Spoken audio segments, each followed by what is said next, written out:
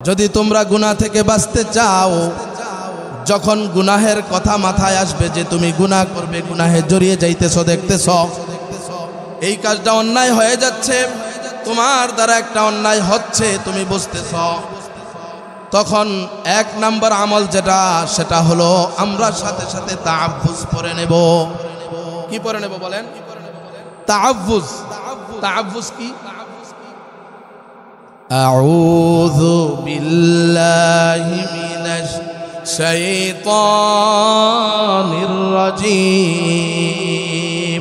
পড়েন, আউযু বিল্লাহি মিনাশ শাইতানির রাজীম।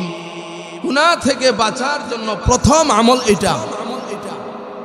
আমি বলেছি পবিত্র কোরআনের 7 নম্বর সূরার 200 নম্বর আয়াত, আল্লাহ তাআলা বলেন, ওয়া ইম্মা ইয়ানজাগান্নাকা মিনাশ শাইতানি নাজগুন ফাস্তাইজ বিল্লাহ।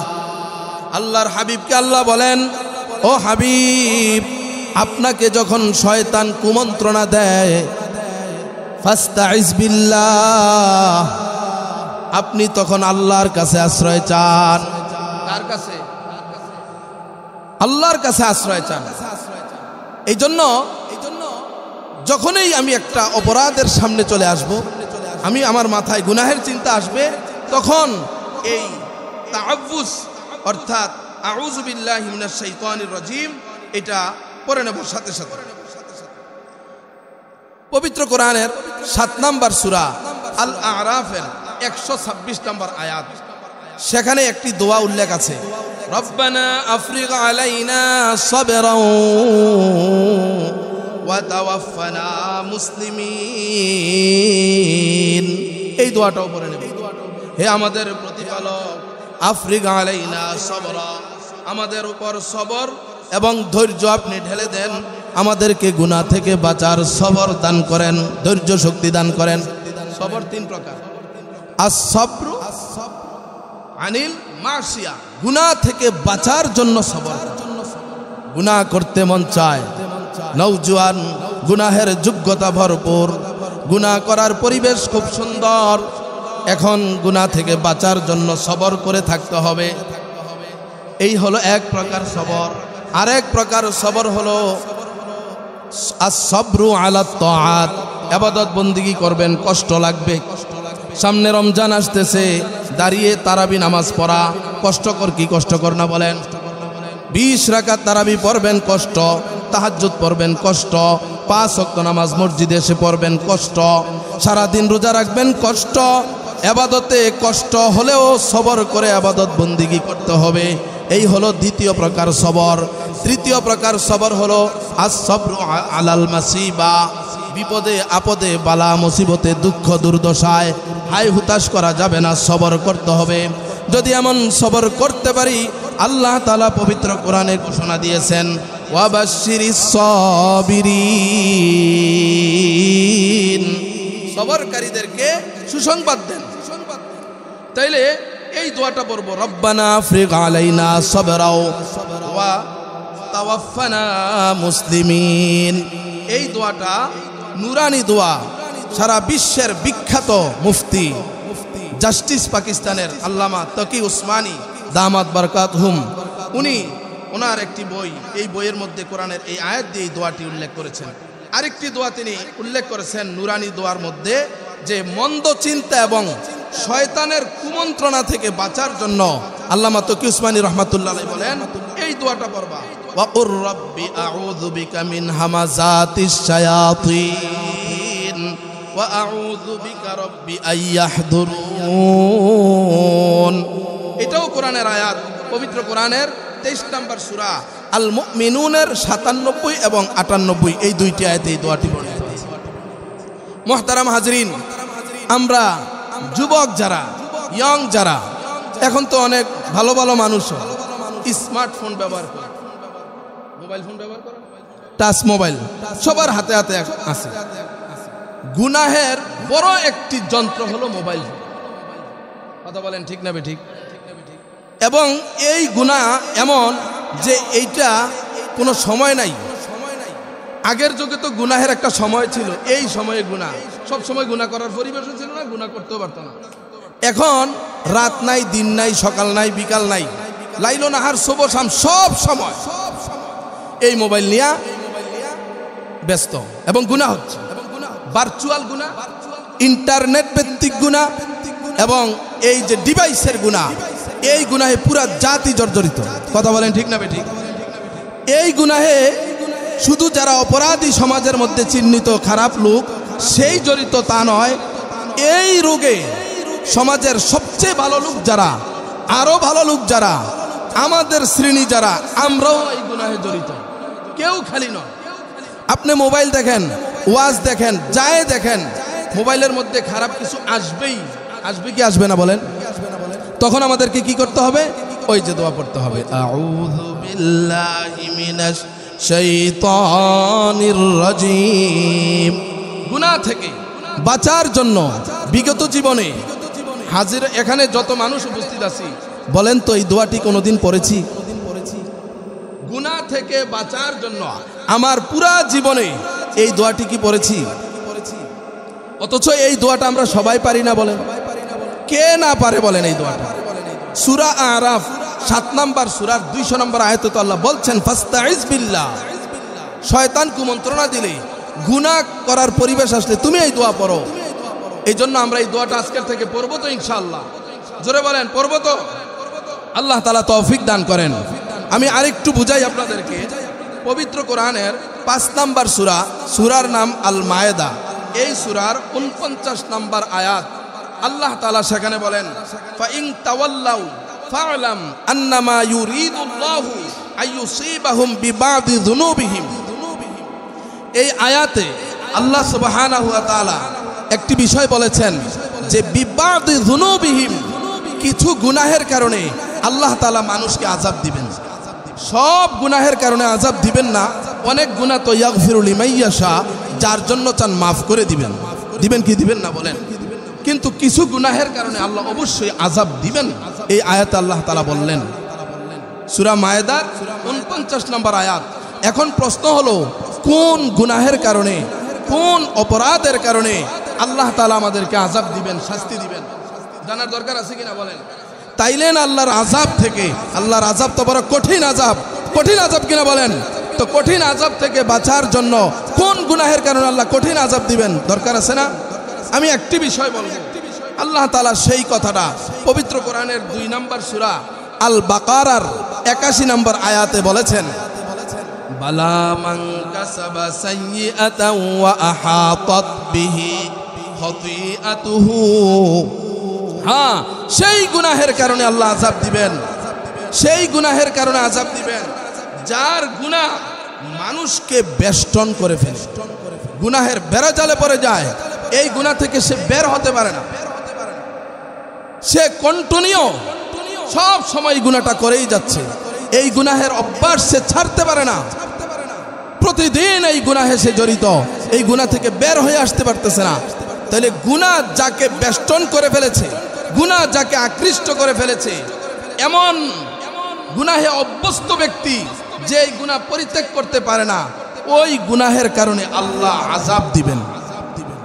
আল্লাহ এরপরে আরো কত শক্ত কথা বলেন, ফাউলাইকা আসহাবুন নার। এদেরকে এমন আযাব দিবেন আল্লাহ বলেন, এরা আসহাবুন নার, জাহান্নামবাসী। নাউজুবিল্লাহ বলেন, এরা জাহান্নামবাসী। হুম ফিহা, আরো কঠিন কথা, হুম ফিহা খালিদুন। এরা এই জাহান্নামে চিরকাল থাকবে। চিন্তা করেন কত বড় কঠিন। যদিও মুফাসসিরিনে কেরাম এই আয়াতের তাফসিরে উল্লেখ করেছেন এই কথা, হ্যাঁ যাদের ঈমান আছে, হ্যাঁ যাদের ঈমান আছে তারা এই আয়াতের মুরতাকিব হবে না। এখন আমার প্রশ্ন হলো, ঈমান আমাদের কয়জনের আছে? আমরা তো নামের মুসলমান, কামের মুসলমান কয়জন বলেন? নামের মুসলমান তুমি, নামের মুসলমান। আমরা কি কামের মুসলমান বলেন? কামের মুসলমান হইলে এখন যত মানুষ আছে, ফজর নামাজে এত মানুষ থাকবে কিনা বলেন? জোহরের নামাজে এত মানুষ আছে কিনা বলেন? একটা ওয়াজে কত মানুষ জমা হয়? শুক্রবারে জুমার দিন কত মানুষ মসজিদে আসে? এই মানুষগুলো কোথায় থাকে ফজরের সময়? এই মানুষগুলো কোথায় থাকে জোহরের সময়, এই মানুষগুলো কোথায় থাকে আসরের সময়, মাগরিবে কোথায় থাকে, এশার নামাজের সময় কোথায় থাকে বলেন? তো এখন আমি চিন্তা করি কোন গুনাহ আমাকে বেষ্টন করেছে। ও কলিজার টুকরা যুবক ভাই, তোমার হাতে পায়ে ধরে বলে যাই, তুমি চিন্তা করো তোমাকে এমন কোনো গুনাহে বেষ্টন করছে কিনা। যারা গেমস খেলো, পাবজি গেম, আরো কি কি গেমস আছে না, সারা দিন এই মুনাজাত দিয়ে বসে থাকে কিনা বলেন?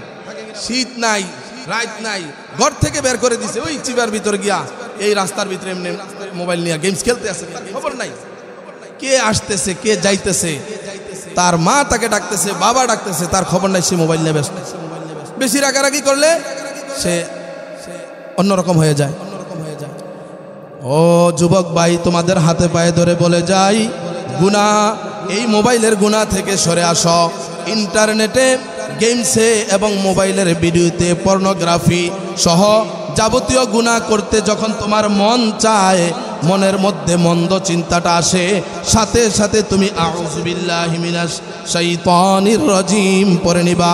আল্লাহ বলেন ফাইদা হুম মুবসিরুন, সাথে সাথে তোমার চোখ খুলে যাবে, তুমি গুনাহ থেকে বাঁচতে পারবা। আজকে থেকে করব তো ইনশাআল্লাহ। তাহলে গুনাহ থেকে বাঁচার এক নাম্বার আমল বললাম তাআব্বুস, আউযু বিল্লাহ পড়া। আউযু বিল্লাহ পড়ব তো ইনশাআল্লাহ। আল্লাহ তাআলা আমাদের সবাইকে তৌফিক দান করেন। দ্বিতীয় নাম্বার আমল শুনবেন তো ইনশাআল্লাহ, গুনাহ থেকে বাঁচার দ্বিতীয় নাম্বার আমল। দ্বিতীয় নাম্বার আমল হলো, যখন আমি বুঝবো যে আমি অন্যায় করতেছি, যখন আমি বুঝবো আরেকজনের সাথে আমার এই মুআমালাটা ইসলাম সমর্থন করে না, যখন আমি বুঝবো আমি তাকে ঠগাইতেছি, যখন আমি বুঝবো আমি চোখের দ্বারা গুনাহ করতেছি, যখন আমি বুঝবো আমার কানের দ্বারা গুনাহ হচ্ছে, দিলের দ্বারা গুনাহ হচ্ছে, পায়ের দ্বারা হাতের দ্বারা গুনাহ হচ্ছে, তখন সাথে সাথে যার কথা আমার দিলে জাগ্রত করব তিনি কে? আল্লাহর কথা দিলে জাগ্রত করব, দিলের ভিতর আল্লাহর ভয় নিয়ে আসবো। এই কথা আমি বলি না, পবিত্র কোরআনের 7 নম্বর সূরা আল আরাফের 201 নম্বর আয়াত আল্লাহ তাআলা বলেন, ইন্নাল্লাযীনা তাকাউ ইযা মাসসাহুম তাইফুম মিনাশ শাইতান, যারা নাকি মুত্তাকি তাদেরকে যখন শয়তান হামলা করে, শয়তান আক্রমণ করে, তাযাক্কারু, তখন তারা যাকে স্মরণ করে তিনি কে? সাথে সাথে কাকে স্মরণ করব বলেন? আমি আমার রবকে স্মরণ করব, আল্লাহকে স্মরণ করব। ফাইদা হুম মুবসিরুন, তখন আমার চোখ খুলে যাবে, দিলের ভিতরে আল্লাহর ভয় জাগ্রত করব, আল্লাহর ভয় দিলে নিয়ে আসব। মুহতারাম হাজরিন, গুনাহের চিন্তা যখনই আমার মাথায় আসবে, তখন 3টা বিষয় আমি আমার মনের মধ্যে উদ্রেক করব, জাগ্রত করব। কয় বিষয়? কখন? যখন আমি গুনাহ করতে কদম বাড়াবো, তখন 3 বিষয় আমি আমার মনের মধ্যে জাগ্রত করব, 3টা বিষয় মনে হাজির করব। প্রথম বিষয় হলো আল্লাহ আমাকে দেখেন, আল্লাহ আমাকে দেখতেছেন। বলেন আল্লাহ আমাকে দেখতেছেন কিনা বলেন? আল্লাহু হাদিরি, আল্লাহু নাজিরি, আল্লাহু মাই। সুবহানাল্লাহ বলেন। আল্লাহু হাদিরি, আল্লাহ উপস্থিত আছেন, আল্লাহু নাজিরি, আল্লাহ তিনি আমাকে দেখতেছেন, আল্লাহু মাই, আল্লাহ আমার সঙ্গেই আছেন। যখন আমি মনে করব আল্লাহ আমাকে দেখতেছেন, তখন তো আমি আর গুনাহ করতে পারবো না। পবিত্র কোরআনের 52 নম্বর সূরা আত-তুরের 48 নম্বর আয়াত আল্লাহ তাআলা বলেন, ওয়াসবির লিহুকমি রাব্বিকা ফাইন্নাকা বিআয়ুনিনা। আল্লাহ তাআলা তার হাবিব সাল্লাল্লাহু আলাইহি ওয়াসাল্লামকে বলেন, আপনি আপনার রবের হুকুমের জন্য সবর করেন, ধৈর্য ধরেন। ফাইন্নাকা বিআয়ুনিনা, কেননা আপনি তো আমার চোখের সামনেই আছেন।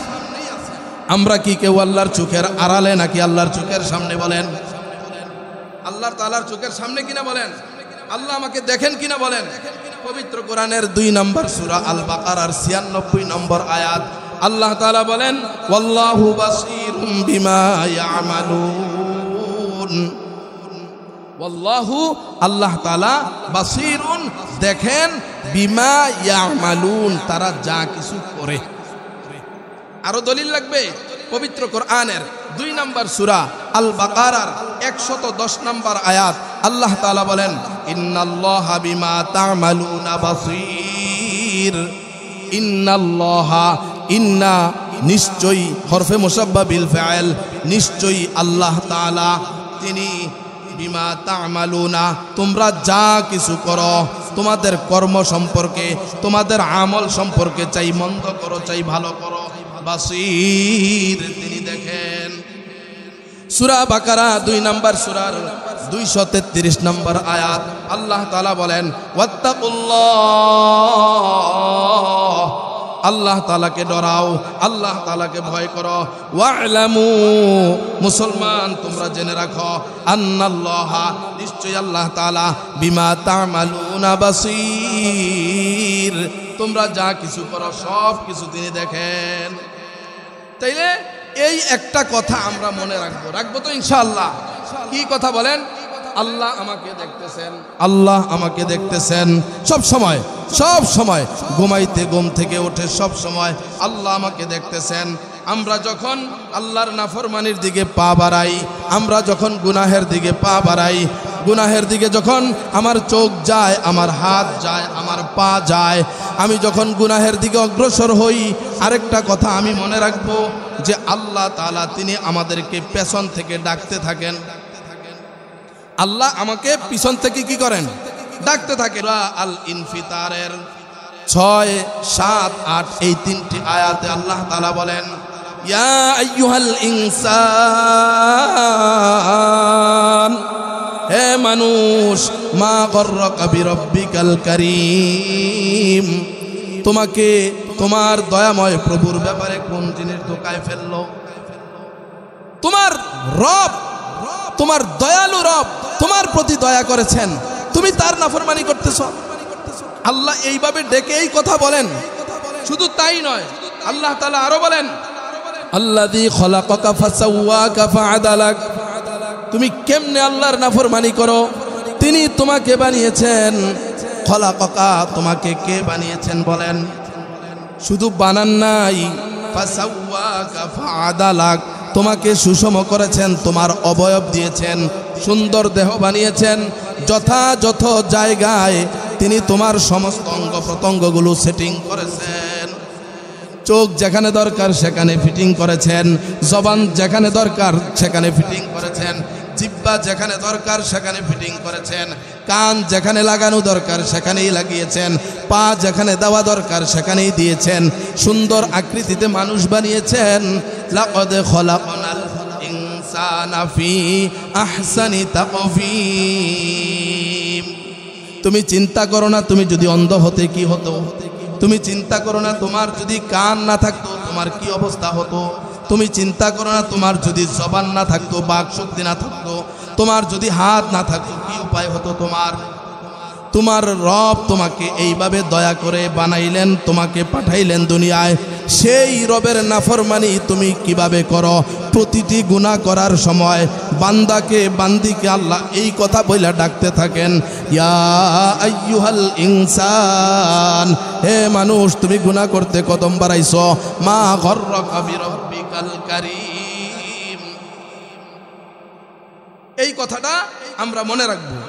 দ্বিতীয় বিষয়, গুনাহ করতে যখন আমি কদম বাড়াবো, দ্বিতীয় বিষয় যেই বিষয়টা আমি মনে রাখবো সেটা হলো, যেই কথাটা আমার দিলে জাগ্রত করব, যে আমি যা কিছু করি, এখন না আমার গ্রেফতারি পরোয়ানা নাই, আমি করেই যাচ্ছি রাতের অন্ধকারে, কেউ দেখে না, কিন্তু আল্লাহ তাআলা প্রতিটি মানুষের জন্য তত্ত্বাবধায়ক নিযুক্ত করেছেন, অর্থাৎ ফেরেশতা নিযুক্ত করেছেন। কি নিযুক্ত করেছেন বলেন? পবিত্র কোরআন শরীফের 82 নম্বর সূরা আল ইনফিতারের 10, 11, 12 এই 3টি আয়াতে আল্লাহ সুবহানাহু ওয়া তাআলা বলেন, ওয়া ইন্না আলাইকুম লাহাফিযিন, ও মানুষ তোমাদের উপর তত্ত্বাবধায়ক রয়েছে, ফেরেশতা নিযুক্ত আছে। আপনার সাথে ফেরেশতা আছে কিনা? আপনার সাথে আছে কিনা? আমার সাথে আছে কিনা? কিরামান কাতিবিন, সম্মানিত লেখক ফেরেশতা, এরা মানুষের নেকও লেখে, বদও লেখে। ইয়ালামুনা মা তাফআলুন, তোমরা যা কিছু করো সব কিছু তারা রেকর্ড করে কিনা বলেন। এই রেকর্ড কোন দিন প্রকাশ করা হবে বলেন? কোন দিন প্রকাশ করা হবে? কিয়ামতের দিন। ওয়াফুদিআল কিতাবু ফাতারাল মুজরিমিনা মুশফিকিনা মিম্মা ফিহি ওয়া ইয়াকুলুনা ইয়া ওয়াইলাতানা মা লিহাযাল কিতাব। মুজরিমরা যখন এই আমলনামাটা কিয়ামতের ময়দানে দেখবে, ভীত সন্ত্রস্ত হয়ে বলবে, ইয়া ওয়াইলাতানা মা লিহাযাল কিতাব, এটা আবার কেমন আমলনামা? লা ইউগাদিরু সগীরাতান ওয়ালা কাবীরাতান, যেই আমলনামার মধ্যে ছোট বড় কোনো বিষয়ই ছাড়া হয় নাই, ইল্লা আহসাহা, সবগুলো সংরক্ষণ করা হয়েছে। ওয়াজাদু মা আমিলু হাদিরা, দুনিয়াতে যা আমল করেছে সব আমল সেই আমলনামার মধ্যে সে হাজির পাবে, দেখতে পাবে। ওয়ালা ইয়াযলিমু রাব্বুকা আহাদা, আল্লাহ তাআলা তিনি তোমাদের রব, তোমার রব তিনি কারো প্রতি অবিচার করবেন না, জুলুম করবেন না। পবিত্র কোরআনের 18 নম্বর সূরা আল কাহফের 48 নম্বর আয়াত, এই আয়াতে আল্লাহ তাআলা এই কথা বলেছেন। তাইলে আমাদের দ্বিতীয় বিষয় এটা মনে করতে হবে যে আমার সাথে তত্ত্বাবধায়ক আছে, আমার সাথে ফেরেশতা নিযুক্ত আছে, কাজেই আমি নাফরমানি করব না। নাফরমানি করলে এটা লিপিবদ্ধ হবে এবং আমাকে কঠিন শাস্তি পোহাতে হবে। ছেলে বাবার সাথে নাফরমানি করে কি করে না বলেন? মার সাথে নাফরমানি করে কি করে না বলেন? এমন দুর্ভাগা ছেলে সমাজে আছে কিনা বলেন? জন্মদাতা পিতার সাথে নাফরমানি করা কত বড় অন্যায় বলেন, কত বড় অন্যায়। হুমা জান্নাতুকা ওয়া নারুকা, তোমার মা তোমার বাপ তোমার জন্য জান্নাত। মা বাবার সন্তুষ্টি, আল্লাহর সন্তুষ্টি নির্ভর করে মা বাবার সন্তুষ্টির উপর। এই জন্য আমরা যারা সন্তান আছি, যতই কষ্ট হোক মা বাবার সাথে নাফরমানি করা যাবে না। এটা নাফরমানি কিনা বলেন? এটা গুনাহ কিনা বলেন? বড়দের সাথে বেয়াদবি করা যাবে না, মুরব্বীদের সাথে বেয়াদবি করা যাবে না। আগের জমানা তো মুরব্বীদেরকে বড়দেরকে কিভাবে সম্মান করতো আমরা দেখেছি, আপনারা এই সময় আরো ভালো দেখেছেন। একজন সাইকেল নিয়ে যাচ্ছে, মুরব্বী দেখলে ছেলেটা নেমে যেত, ঠিক না? এখন আসেনি মুরব্বীর উপর দিয়ে কথা, এখন ঠিক না? এই যে এই অধপতন আমাদের কেন? দিন দিন এই সমাজ ব্যবস্থা এই যে অধপতনের দিকে যাচ্ছে। আগের যেই সুন্দর একটা সমাজ ব্যবস্থা ছিল, এইগুলো এই যে মানামানি আমাদের ভিতরে কমে গেছে। আমরা ছোটদেরকে স্নেহ করি না, আদর ভালোবাসা দেই না, আবার ছোটরাও বড়দেরকে ঠিকমতো শ্রদ্ধা করে না। ছোটদেরকে স্নেহ করতে হবে, বড়দেরকে শ্রদ্ধা করতে হবে, এটা নবীজি সাল্লাল্লাহু আলাইহি সাল্লামের শিক্ষা। মুহতারাম হাজিরিন, গুনাহ থেকে বাঁচার দুইটা আমল বললাম, তৃতীয় আমল হলো মৃত্যুর কথা বেশি বেশি করে স্মরণ করতে হবে। কিসের কথা বলেন? স্মরণ থাকেনি আমাদের, মরণের কথা স্মরণ থাকেনি। মৌতের কথা স্মরণ করলে সমাজ আরো অনেক ডেভেলপ হয়ে যেত, ঠিক না? কয়জনে আমরা মৌতের কথা স্মরণ রাখি? অথচ মরণ এমন এক শরীয়তের বিধান, বিধর্মীরা শরীয়ত না মানলেও আমাদের শরীয়তের এই বিধান বিধর্মীরাও মানতে বাধ্য। মানে কিনা বলেন?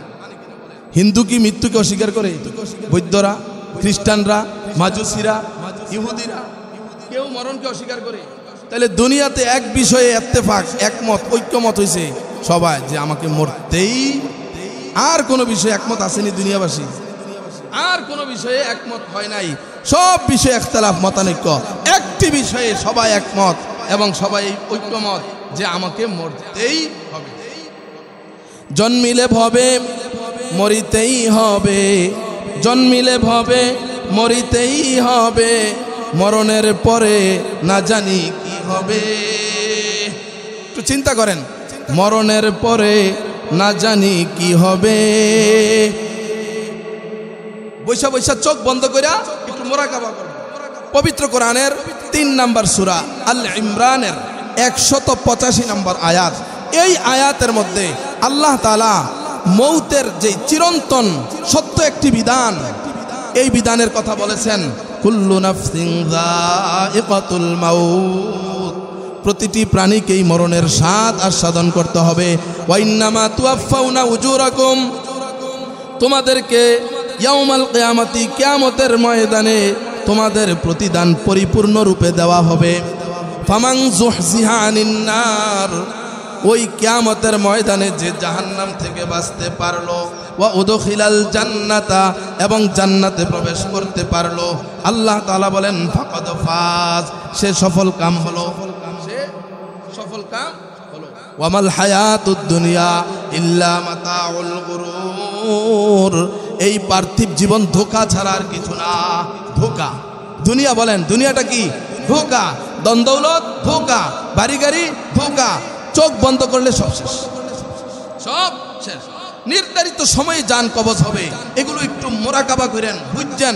পবিত্র কোরআনের 4 নম্বর সূরা 78 নম্বর আয়াত, এখানে আল্লাহ তাআলা বলেন আইনামা তাকুনু ইউদ্রিকুমুল মাউতু ওয়ালাউ কুনতুম ফি বুরুজিম মুশাইয়াদা, তোমরা যেখানেই থাকো মরণ তোমাকে সেখানেই গিয়ে ধরবে, মৃত্যু থেকে পালাইতে পারবে না। মউত থেকে যতই পালাও মউত তোমায় লইবে গিরি, যদিও সুদূর আকাশ পানে পালাও সেথায় লাগিয়ে সিঁড়ি। মৃত্যু থেকে পালন করা যাবে। পবিত্র কোরআনের 16 নম্বর সূরা আন-নাহালের 61 নম্বর আয়াত আল্লাহ তাআলা বলেন ফাইযা জাআ আজালুহুম লা ইস্তাখিরুনা সাআতা ওয়া লা ইস্তাকদিমুন, যখন নির্ধারিত সময় এসে যাবে, হায়াত শেষ, তখন জান কবজ হবে। 1 মিনিট আগেও করা হবে না, 1 মিনিট পরেও করা হবে না। এই জন্য আল্লাহ তাআলা নিজে তার হাবিব দু জাহানের বাদশা মুহাম্মদ মুস্তাফা আহমদ মুজতবা সাল্লাল্লাহু আলাইহি সাল্লামকে নিজে মরণের কথা স্মরণ করাচ্ছেন আর বলছেন ইন্নাকা মাইয়িতুন ওয়া ইন্নাহুম মাইয়িতুন। পবিত্র কোরআনের 39 নম্বর সূরা আজ-জুমারের 30 নম্বর আয়াত, ইন্নাকা মাইয়িতুন, নিশ্চয়ই আপনিও মৃত্যুবরণ করবেন এবং তারাও মৃত্যুবরণ করবে। আর শয়তান আমাদেরকে এই মরণের কথাটাই ভুলাই রাখে, দুনিয়ার চাকচক্য দিয়া, এই দুনিয়ার শোভা সৌন্দর্য দিয়ে শয়তান আমাদেরকে মৃত্যুর কথাটা ভুলিয়ে দেয়। যখন শয়তান আমাকে মৃত্যুর কথা ভুলাইতে পারে, তখন শয়তান আমার দ্বারা দুনিয়ার যাবতীয় অপকর্ম অন্যায় কাজ সংগঠিত করায়। এই জন্য নবীজি সাল্লাল্লাহু আলাইহি ওয়াসাল্লাম সুনানে তিরমিজির 2307 নম্বর হাদিস, সেখানে নবীজি উল্লেখ করেছেন আকসিরু যিকরা হাযিমিল লাজ্জাত ইয়ানি আল মাউত, হে দুনিয়ার মানুষ, তোমরা বেশি বেশি করে তোমাদের জীবনের স্বাদ হরণকারী অর্থাৎ মৃত্যু, এটাকে বেশি বেশি করে স্মরণ করো। তাইলে মৌতের স্মরণের দ্বারা বান্দা গুনাহ থেকে বেঁচে থাকতে পারবে। আমরা যদি গুনাহ থেকে বাঁচতে চাই, তাহলে চতুর্থ আমল, তৃতীয় আমল, মৌতের কথা বেশি বেশি করে ইয়াদ করবে। 5 মিনিট 10 মিনিট একটু বসে মৌতের কথাটা চিন্তা করব। মরণ, কবর, হাসর, মিজান, ফুলসিরাত আছে কিনা বলেন, এই গাটিগুলো আমার জানি কি অবস্থা হয়। তো গুনাহ থেকে বাঁচার জন্য 3টা আমল বললাম।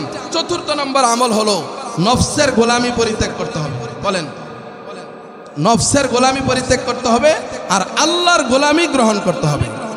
আমরা তো নফসের গোলাম হয়ে গেছি, অথচ আমরা কার গোলাম?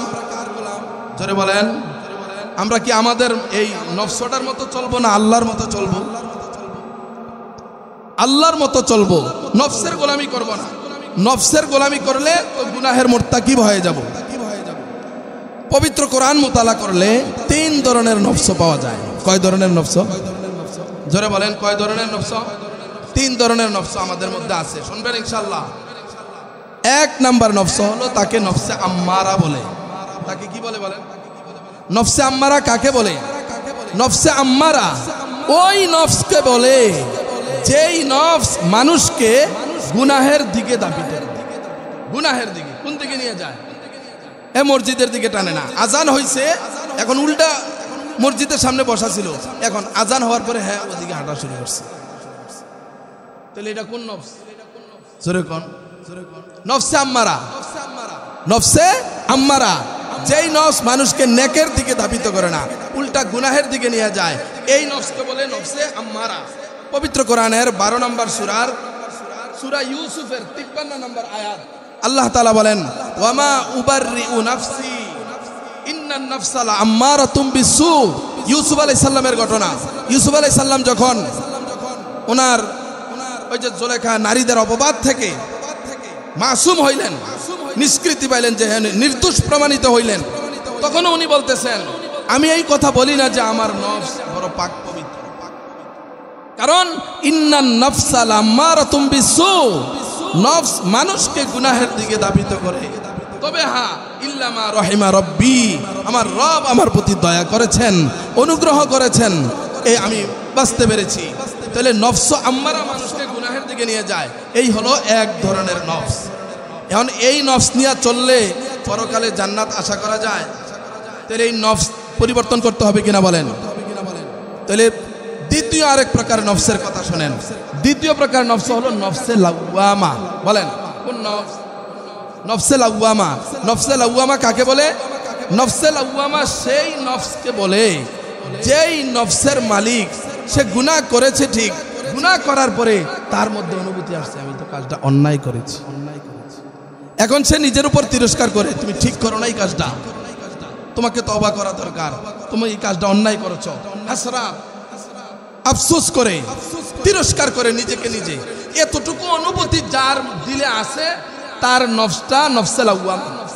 বলেন তার নফসটা কি? নফসে পবিত্র কোরআনের 75 নম্বর সূরা আল কিয়ামা 1 নম্বর এবং 2 নম্বর, এই দুইটি আয়াতে নফসে লাওয়ামা সম্পর্কে আল্লাহ তাআলা বলেছেন, লা উকসিমু বিয়াউমিল কিয়ামাহ ওয়ালা উকসিমু বিন নাফসিল লাওয়ামা। আল্লাহ বলেন আমি শপথ করছি কিয়ামত দিবসের, এবং ওয়ালা উকসিমু বিন নাফসিল লাওয়ামা, এবং আমি শপথ করছি তিরস্কারকারী নফসের। তাহলে আল্লাহ যেই জিনিসের শপথ করেন ওই জিনিসটা কিন্তু দামি। তাইলে নফসে লাওয়ামা এটাও ভালো নফস, যে আমার মধ্যে অনুভূতি আসছে যে আমি কাজটা ঠিক করি নাই। তৃতীয় আরেক প্রকার নফস কোরআনে পাওয়া যায়, সেই প্রকার নফসটা শুনবেন। সেই প্রকার নফসটাকে বলে নফসে মুতমাইন্না। কি বলে? নফসে মুতমাইন্না। নফসে মুতমাইন্না প্রশান্ত চিত্ত কাকে বলে? যেই নফস মানুষকে আল্লাহর আনুগত্যের দিকে, ইবাদতের দিকে, ভালো কাজের দিকে ধাবিত করে। তাহলে এখন 3 প্রকার নফস জানার পরে এখন তো আমি মাপতে পারি আমি কোন প্রকারে আছি। আমারে যদি দেখি যে আমি গুনাহের দিকে আগাই, তাহলে আমি কোন নফসের মালিক, আমার নফস কোন ধরনের। তো নফসে মুতমাইন্না সম্পর্কে আল্লাহ চমৎকার কথা বলছেন পবিত্র কোরআনের 89 নম্বর সূরা আল ফাজরের 27, 28, 29, 30 এই 4টি আয়াতে আল্লাহ বলেন, ইয়া আইয়াতুহান নাফসুল মুতমাইন্না, হে প্রশান্ত চিত্ত, আল্লাহ ডেকে বলবেন নফসে মুতমাইন্না ওয়ালাদেরকে, ও নফসে মুতমাইন্নার মালিক, ইরজিই ইলা রাব্বিকি রাদিয়াতাম মারদিয়া, তোমরা তোমার রবের কাছে এমন ভাবে ফিরে আসো যে তুমি তোমার রবের প্রতি সন্তুষ্ট এবং রবও তোমার প্রতি সন্তুষ্ট। আল্লাহ বলবেন ফাদখুলি ফি ইবাদি, তুমি আমার বান্দা, ফাদখুলি জান্নাতি, তুমি জান্নাতে প্রবেশ করো, তুমি আমার জান্নাতে। তাহলে জান্নাতে প্রবেশ করা কোন নফস? নফসে মুতমাইন্না। এখন আমার নফস নেকের দিকে যদি ধাবিত করে, ফজরের সময় উঠি না। শীতকাল তো মুমিনের জন্য ইবাদতের বসন্তকাল, এটা জানেননি? শীতকালটা ভালো না? শীতকাল মুমিনের জন্য একটা খুশখবরি। গরমকাল তো দিন বড় থাকে, ঠিক না? শীতকালে রাত বড়, দিন ছোট। নবীজি বলেন আশ-শীতাউ রবিউল মুমিন, শীতকাল মুমিনের জন্য ইবাদতের বসন্তকাল। রাত যেহেতু বড়, ফজর এশার পরে যদি তাড়াতাড়ি ঘুমিয়ে যায় তাহলে এত লম্বা রাতে আর ঘুমানো লাগে, শেষ রাত্রে উঠে তাহাজ্জুদ পড়া যায়, রবকে ডাকা যায়। আবার দিন যেহেতু ছোট, এখন তো দিন অনেক ছোট, তো রোজা রাখা সহজ হয়। তাহলে কিয়ামুল লাইল আর সিয়ামুন নাহার, বলেন কিয়ামুল লাইল আর সিয়ামুন নাহার, রাতে দাঁড়িয়ে থেকে ইবাদত করা আর দিনে রোজা রাখা, শীতকালের মতো এরকম মহা সুযোগ আর কোন বসন্তকালে আছে? এই জন্য শীতকালটা যদি কাজে না লাগাই, শীতকাল তো চলে যাইতেছে, কাজে না লাগাই তাহলে বেউকুফি আর বোকামি ছাড়া আর কিছু না। এই জন্য শীতকালটাকে কাজে লাগানো, এটা আল্লাহ তাআলা আমাদেরকে তৌফিক দান করেন। মুহতারাম হাজরিন, এই নফসে মুতমাইন্নার মালিক যদি হইতে পারি, আল্লাহ প্রশংসা করছেন নফসে মুতমাইন্নাওয়ালার যারা, তাদেরকে পবিত্র কোরআনের 79 নম্বর সূরা, কোন সূরা বলেন? 79 নম্বর সূরা আন-নাজিআতের 40 এবং 41 এই দুইটা আয়াতে আল্লাহ বলেন ওয়া আম্মা মান খাফা মাকামা রাব্বিহি, যারা নাকি রবের সাক্ষাৎকে ভয় করে, মাকামা রাব্বিহি ওয়া নাহান নাফসা আনিল হাওয়া, আর কুপ্রবৃত্তি থেকে বেঁচে থাকে, ফাইনাল জান্নাতা হিয়াল মাওয়া, তাদের ঠিকানা হলো জান্নাত। পঞ্চম আমল গুনাহ থেকে বাঁচার। গুনাহের যেই আসবাবগুলো আছে, উপকরণগুলো আছে, শেষ করে দেব। গুনাহের যেই উপকরণগুলো আছে এগুলো থেকে বাঁচতে হবে। যেখানে গেলে গুনাহ হবে এখানে যাওয়া যাবে না। যেই যন্ত্রের ভিতরে ঢুকলে গুনাহ হবে ওইটার ভিতরে ঢুকা যাবে না। টিভি সামনে থাকলে গুনাহ হবে, টিভির সামনে বসা যাবে না। আমরা ফজরের পরে সোজা চলে যাই দোকানে, গিয়া টিভির সামনে বসি, চা খাই, বিস্কুট খাই, এরপরে বাড়িতে যাই। বিভিন্ন সমাজ, এই এলাকায় হয়তো নাই, অনেক এলাকায় দোকান থাকে অনেক। আর মাশাআল্লাহ ফজরের পরে অনেকে তো ফজর মসজিদ থেকে যায় না, ঘরের থেকে ঘুম থেকে উঠা তারপরে ওই চা দোকানে বৈশা গপ মারে আর চা খায়, বিড়ি টানে। কথা ঠিক না ঠিক বলেন?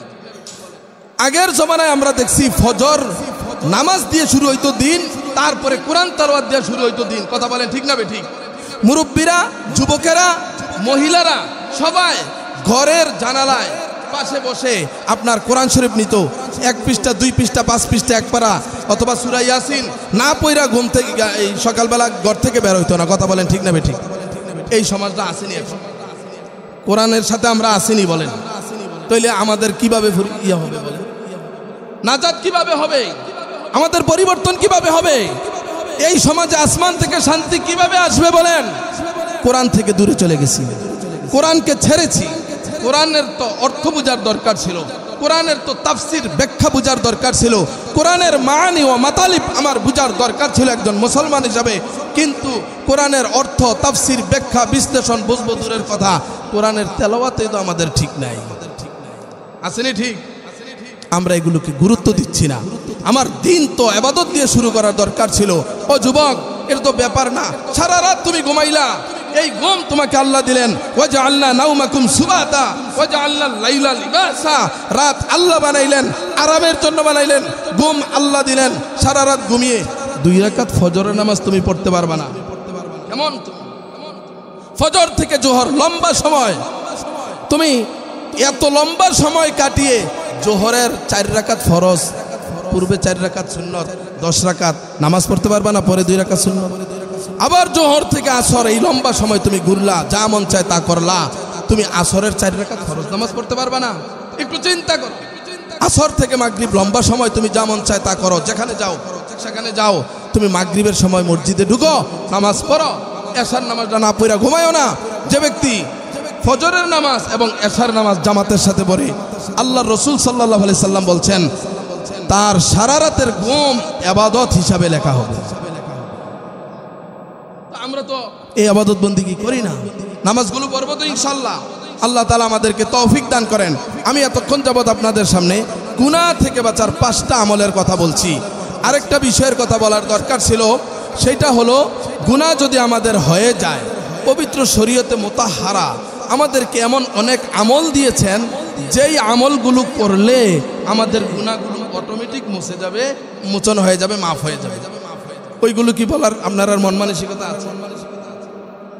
বলেন না, বললে আমার ইচ্ছা নাই, কারণ কাউকে কষ্ট দিয়ে ওয়াজ শোনানো এটা। তাহলে অল্প 2-4টা কথা বলি। কি কথা বলবো? এতক্ষণ কি বলেছি? গুনাহ থেকে বাঁচার উপায়। বলেন, এতক্ষণ কি বলেছি? গুনাহ থেকে বাঁচার উপায়। 1 নাম্বার আউযুবিল্লাহ বলা, 2 নাম্বার গুনাহ করার সময় আল্লাহকে স্মরণ করা, মুত্তাকি বনে যাও, আল্লাহর ভয় দিলে নিয়ে আসা। 3 নাম্বার মৌতের কথা স্মরণ করা। 4 নাম্বার নফসের গোলামি না করে আল্লাহর গোলামি করা। 5 নাম্বার গুনাহের পরিবেশ, গুনাহের উপকরণ, এগুলো থেকে বেঁচে থাকা। যেই বই পড়লে, যেই ম্যাগাজিন পড়লে তোমাকে গুনাহের দিকে নিয়ে যাবে, সেগুলো পড়া যাবে না। যেই ডিভাইস তুমি হাতে নিলে তোমাকে গুনাহে নিয়ে যাবে, সেই ডিভাইস তুমি হাতে নিতে পারবে না। যেই পরিবেশে গেলে, যেই আড্ডাখানায় গেলে, যেই ক্লাবে গেলে তোমার শরীয়তের আইন লঙ্ঘন হবে, আল্লাহর নাফরমানি হবে, সেই ক্লাবে, সেই অনুষ্ঠানে তুমি যোগ দিতে পারবে না। তাহলে গুনাহ থেকে বাঁচার উপায় বললাম। এখন আমরা কি শুনবো? গুনাহ যদি হয়ে যায় তাহলে গুনাহ হয়ে গেলে শরীয়তে যে আমল দিয়েছে আমলের দ্বারা গুনাহগুলো একবারে মুছে ফেলতে পারি, মোচন করাইতে পারি। আমি 2-4টি আমলের কথা বলে শেষ করে দেব। একটি আমল, এই আমলগুলো আপনারা পারেন, বলেন। একটি আমল হলো উত্তম রূপে অজু করা। বলেন, উত্তম রূপে ভালোভাবে অজু করা, তারপরে ঘন ঘন মসজিদে আসা। ঘন ঘন মসজিদে আসা। অজু নরমাল করলে হবে না। মুখ ধুইলাম, আমার এই জায়গা শুকনা রইল, এদিক দিয়ে জুলফি, এটা তো ভিজাইতে হবে। 1 পশম পরিমাণ যদি শুকনা থাকে অজু হবে না। এখন 100 রাকাত পড়লেই কি লাভ হবে বলেন? একবারে এশার নামাজ মাগরিব পড়া এশা পড়া পরে বাড়ি যায়, কিন্তু অজু ঠিকমতো করে না, এই নামাজের কোনো দাম হবে? তাহলে অজুটা বানাইতে হবে সুন্দরভাবে। এই জন্য হাদিসের মধ্যে বারবার এই কথা বলা হয়েছে, অজু ভালো করে বানাও। অজুর দ্বারা গুনাহ মোচন হবে অজু ভালো করে বানাইলে। সুনানে ইবনে মাজাহ, সিয়াসিত্তার একটি কিতাব, এই কিতাবের হাদিসের কিতাব সুনান ইবনে মাজাহর 427 নম্বর হাদিস। এই হাদিসের মধ্যে হাদিসটি বর্ণনা করেছেন হযরত আবু সাঈদ খুদরি রাদিয়াল্লাহু তাআলা।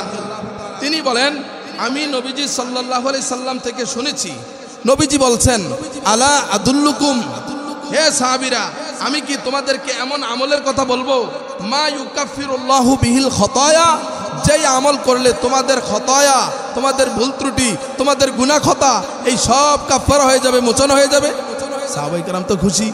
সাহাবায়ে কেরাম বলেন, ও নবীজি আরো বলেন, ওয়ায়াজিদু বিহি ফিল হাসানাত, গুনাহ তো মোচন হবেই, আবার তোমাদের আমলও হবে, নেকও হবে, তোমাদের আমলনামায় নেক লেখা হবে। তো সাহাবায়ে কেরাম বলেন, ক্বালু বালা ইয়া রাসূলুল্লাহ, হে আল্লাহর রাসূল, আমাদেরকে সেই আমল আপনি বলে দিন। সাহাবাদের মধ্যে আমল শোনার, আমল শিকার জজবা ছিল। আমরা আমল শিখার নিয়তে কিন্তু শুনবো, আমল করার নিয়তে শুনবো। তো সাহাবায়ে কেরাম বলেন, বালা ইয়া রাসূলুল্লাহ, আমাদেরকে বলুন সেই আমল কি, যে আমলের দ্বারা গুনাহ মোচন হবে, সওয়াব লেখা হবে। বলেন, যে আমলের দ্বারা গুনাহ মোচন হবে, সওয়াব লেখা হবে। তো নবীজি বলেন, ইসবাগুল ওযুই আলাল মাকারি, কষ্ট হলেও অজু ভালোভাবে করবা, কষ্ট হলেও অজু ভালোভাবে করবা। 1 নম্বর আমল, ওয়া ইন্তেজারু সালাহ বাদা সালাহ, 1 ওয়াক্ত নামাজের পরে আর 1 ওয়াক্ত নামাজের জন্য অপেক্ষা করবা। 1 ওয়াক্ত নামাজের পরে আরেক ওয়াক্ত নামাজের জন্য অপেক্ষা করবা। ওয়া কাসরাতুল খুতা ইলাল মাসাজিদ, এবং ঘন ঘন মসজিদে যাইবা। বলেন, ঘন ঘন মসজিদে আসলে, ঘন ঘন কদম ফেললে, অজু ভালো করে করলে তো গুনাহ মাফ হয়ে যায়। তাহলে এই আমলটা আমরা করবো তো ইনশাআল্লাহ। জুমার নামাজ পড়লে গুনাহ মাফ হয়ে যায়। লম্বা চূড়া আলোচনা, আমি ওদিকে যাচ্ছি না। আরাফার দিন রোজা রাখলে গুনাহ মাফ হয়ে যায়। আপনাদেরকে সর্বশেষ একটি দোয়া, 2টা দোয়া শিখাই। এই যে মুসাফা করি আমরা পরস্পর, মুসাফার দ্বারা গুনাহ মাফ হয় জানেননি? মুসাফার দ্বারা গুনাহ মাফ হয়। তিরমিজি শরীফ প্রসিদ্ধ একটি হাদিসের কিতাব এবং সিয়াসিত্তার কিতাব, এই কিতাবের 2727 নম্বর হাদিস।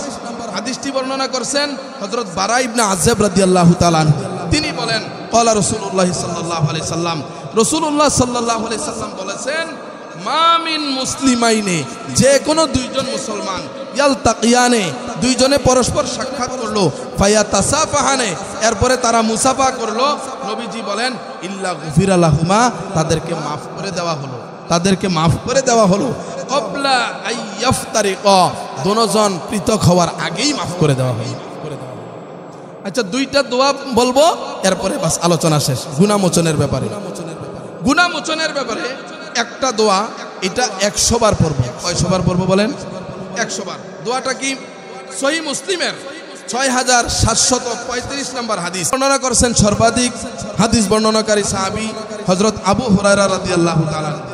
আবু হুরায়রা রাদিয়াল্লাহু তাআলা আনহু বর্ণনা করেন, আন্না রাসূলুল্লাহ সাল্লাল্লাহু আলাইহি সাল্লাম ক্বাল, নবীজি সাল্লাল্লাহু আলাইহি ওয়াসাল্লাম বলেছেন, মান ক্বালা, যে ব্যক্তি বলবে, অর্থাৎ এই দোয়াটা পড়বে, লা ইলাহা ইল্লাল্লাহু ওয়াহদাহু লা শারীকা লাহু লাহুল মুলকু ওয়া লাহুল হামদু ওয়া হুয়া আলা কুল্লি শাইইন কাদির। এটা অনেকে পারেন, পড়তে হবে 100 বার। কতবার বলেন? 100 বার। নবীজি কি বলেন দেখেন, যদি তুমি এই দোয়াটা 100 বার পড়ো, তাহলে আল্লাহ তাআলা কানাত লাহু আদলা আশরি রিকাবিন, 10 জন গোলাম মুক্ত করার সওয়াব তোমাকে আল্লাহ দিয়ে দিবেন। কয়জন? 10 জন। এরপরে নবীজি বলেন ওয়া কুতিবাত লাহু মিয়াতু হাসানাতিন, তোমার আমলনামায় আল্লাহ তাআলা 100 নেকি লিখে দিবেন, 100 নেকি লেখা হবে। নবীজি আরো বলেন ওয়া মুহিয়াত আনহু মিয়াতু সাইয়াতিন, তোমার আমলনামার 100টা গুনাহ ডিলিট করে দিবেন, মুছে দিবেন, মাফ করে দিবেন। নবীজি আরো বলেন ওয়া কানাত লাহু হিরজাম মিনাশ শাইতান ইয়াউমাহু, এবং সে যেই দিন পড়লই দোয়া 100 বার, ওই দিন সে শয়তানের আক্রমণ থেকে, ওয়াসওয়াসা থেকে, কুমন্ত্রণা থেকে সে রক্ষা পাবে, বাঁচতে পারবে। শুধু তাই নয়, ওই দিন তার মতো বড় আমলকারী এই পৃথিবীতে আর কেউ হবে না। তবে হ্যাঁ, যে নাকি এই আমল করছে বা আরো বেশি করছে সে হবে, কিন্তু এই দোয়া না পড়লে তার মতো বড় আমলকারী আর কেউ হবে না। লা ইলাহা ইল্লাল্লাহু ওয়াহদাহু লা শারীকা লাহু লাহুল মুলকু ওয়া লাহুল হামদু ওয়া হুয়া আলা কুল্লি শাইইন কাদির। সহিহ মুসলিম, বলেন সহিহ মুসলিম কয় হাজার? 6735 নাম্বার, 6735 নাম্বার। আরেকটা দোয়া এই হাদিসের শেষেই সেই দোয়াটা উল্লেখ করা হয়েছে, এটা 100 বার পড়বে, একেবারে ছোট। সুবহানাল্লাহি ওয়া বিহামদিহি, সুবহানাল্লাহি ওয়া বিহামদিহি, শুধু এতটুকুই, সুবহানাল্লাহি ওয়া বিহামদিহি, এই দোয়াটা পড়ব। সর্বশেষ এই দোয়াটা বলে আমি ইনশাআল্লাহ আলোচনা শেষ করব। আমরা বাজারে যাই, মার্কেটে যাই, আমরা তো বাজারে গেছে না এমন কেউ নাই এখানে, গেছেন না? ঢাকা শহর কত মার্কেটে গেছেন, কুমিল্লা শহর কত মার্কেটে গেছেন, গেছেন কিনা বলেন? আশেপাশে বাজারগুলোতে গেছেন না? বাজারে যাওয়ার পর একটি দোয়া আছে, এই দোয়াটা পড়লে কি বড় ফজিলত শোনেন। আমি হাদিসটি রেফারেন্স সহকারে বলতেছি, তিরমিজি শরীফের 3428 নম্বর হাদিস। বলেন, তিরমিজি শরীফের 3428 নম্বর হাদিস। নবীজি বলেন মান দাখালাস সুক, যে ব্যক্তি মার্কেটে গেল, যে ব্যক্তি বাজারে প্রবেশ করলো, ফাকালা, বাজারে গিয়ে পড়লো, বাজারে গিয়ে এই দোয়াটা পড়লো, লা ইলাহা ইল্লাল্লাহু ওয়াহদাহু লা শারীকা লাহু লাহুল মুলকু ওয়া লাহুল হামদু ইউহয়ী ওয়া ইউমীতু ওয়া হুয়া হাইয়্যুন লা ইয়ামুতু বিয়াদিহিল খায়রু ওয়া হুয়া আলা কুল্লি শাইইন কাদির। এই একটা দোয়া কেউ যদি বাজারে গিয়ে পড়ে, এবার ফজিলত শোনেন। নবীজি বলেন কাতাবাল্লাহু লাহু আলফা আলফি হাসানাতিন, আল্লাহ তাআলা তার জন্য 10 লক্ষ নেকি বরাদ্দ করবেন। কয় লক্ষ নেকি? একটা, দুইটা নেকি, 100, 200, 300, 1000, 2000, কত হাজার? 100,000, 200,000, 300,000, 400,000, কত হাজার? কত 100,000? বলেন 900,000 না, 900,000-এর উপরে আরো 100,000, ঠিক না? 10 লক্ষ নেকি। মিয়া একটি নেকির কারণে কিয়ামতের ময়দানে আটকা পড়ে যাবে, জান্নাতের ফয়সালা হবে না, শুধু এক নেকের অভাবে আটকিয়ে থাকবে। বাবার কাছে যাবে, মার কাছে যাবে, মা সন্তানের কাছে যাবে, বাবা সন্তানের কাছে যাবে, ভাইয়ের কাছে যাবে, বোনের কাছে যাবে, কেউ একটি নেকি দিতে রাজি হবে না কিয়ামতের ময়দানে। এত দাম হবে নেকির কিয়ামতের ময়দানে। নবীজি বলেন বাজারে গিয়ে তুমি এই দোয়াটা পড়ে নাও, আল্লাহ তাআলা তোমাকে 10 লক্ষ নেকি দিয়ে দিবেন। শুধু কি তাই, নবীজি আরো বলেন ওয়া মাআনহু আলফা আলফি সাইয়াতিন, তুমি যদি এই দোয়া বাজারে গিয়ে পড়ো, আল্লাহ তাআলা তোমার আমলনামার বদ আমলের 10 লক্ষ বদ, 10 লক্ষ গুনাহ মোচন করে দেবে। 10 লক্ষ, কত লক্ষ? 10 লক্ষ। শুধু কি তাই, নবীজি বলেন ওয়া রাফা লাহু আলফা আলফি দারাজাতিন, আল্লাহ তাআলা তোমার মর্যাদা, তোমার পদ পদবী, তোমার পজিশন, তোমার মর্তবা আল্লাহর কাছে 10 লক্ষ গুণ বৃদ্ধি করে দিবেন। করব তো ইনশাআল্লাহ। আল্লাহ তাআলা আমাদেরকে গুনাহ থেকে বাঁচার জন্য যেই উপায়গুলো নিয়ে আলোচনা হলো, এবং গুনাহ হয়ে গেলে তওবা ইস্তেগফারের আমল, আরো অনেক আমল, আমি সেদিকে আর বললাম না, কয়েকটা আমলের কথা বললাম, ওযুর আমলের কথা বললাম, রোজার আমল এবং হজের আমল, হজ করলে গুনাহ মাফ হয়ে যায়, বহু আমল আছে এগুলো, এবং এই লাস্টে এই দোয়াগুলো বললাম। তিরমিজি শরীফের 3428 নম্বর হাদিস। এই হাদিসটা আপনারা দেখে নিতে পারেন, অ্যাপসে ওই হাদিসগুলো পাওয়া যায়। একটা হাদিস অ্যাপস আছে, আল হাদিস, এই অ্যাপসটা নামিয়ে আমরা হাদিসগুলো মোতালা করতে পারি। আল্লাহ তাআলা যা কিছু বলা হইল আমাকে আপনাকে আমাদের সমাজের সবাইকে এই কথাগুলোর উপর আমল করার তৌফিক